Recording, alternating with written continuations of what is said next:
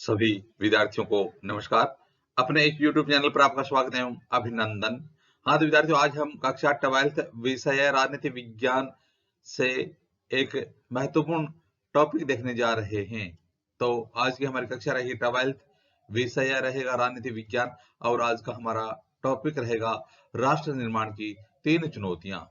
तो देखिए विद्यार्थियों, वैसे देखा जाए तो आजादी के बाद हमारे सामने अनेक चुनौतियां थी, लेकिन प्रमुख रूप से जो 3 चुनौतियां हमारे सामने आई, उनके बारे में आज हम अध्ययन करने जा रहे हैं। तो देखिए विद्यार्थियों, सन 1947 के 14-15 अगस्त की मध्य रात्रि को हिंदुस्तान आजाद हुआ। हिंदुस्तान आजाद कब हुआ? 1947 को 14-15 की मध्य रात्रि को, यानी 14 अगस्त और 15 अगस्त की मध्य रात्रि को देश आजाद हुआ था। स्वतंत्र भारत के प्रथम प्रधानमंत्री पंडित जवाहरलाल नेहरू। तो स्वतंत्र भारत के प्रथम प्रधानमंत्री कौन थे? पंडित जवाहरलाल नेहरू ने इस रात संविधान सभा के एक विशेष सत्र को संबोधित किया। कब? 14-15 की मध्य रात्रि को, 14-15 अगस्त की मध्य रात्रि को हमारे देश के प्रथम प्रधानमंत्री कौन थे? पंडित जवाहरलाल नेहरू ने इस रात संविधान सभा की एक विशेष सत्र को संबोधित किया था। उनका यह प्रसिद्ध भाषण भाग्यवधु से चिर प्रतीक्षित भेंट, उनका यह प्रसिद्ध भाषण भाग्यवधु से चिर प्रतीक्षित भेंट या ट्रिस्ट विद डेस्टिनी के नाम से जाना गया।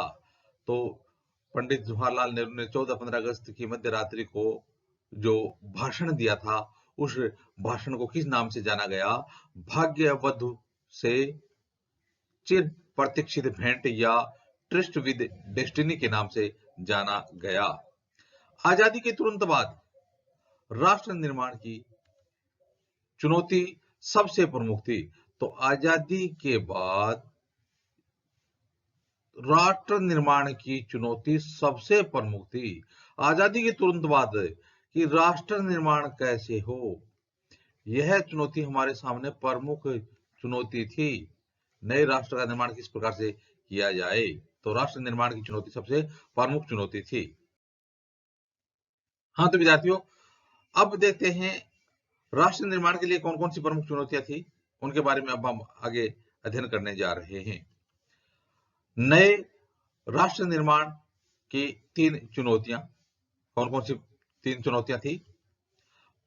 पहली और तात्कालिक चुनौती एकता के सूत्र में बंधे एक ऐसे भारत को गढ़ने की थी जिसमें भारतीय समाज की सारी विविधताओं के लिए जगह हो।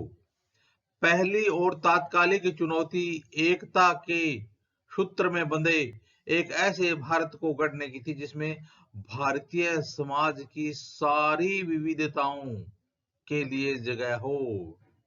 विभिन्नता में एकता भारत की विशेषता, विभिन्नता में एकता भारत की विशेषता। तो पहली और तात्कालिक चुनौती ऐसे एक भारत को गढ़ने की थी। दूसरी चुनौती लोकतंत्र को कायम करने की थी। पहली चुनौती विभिन्नता में एकता और भारत की विशेषता बनी रहे। दूसरी चुनौती लोकतंत्र को कायम करने की थी। दूसरी चुनौती लोकतंत्र को कायम करने की थी।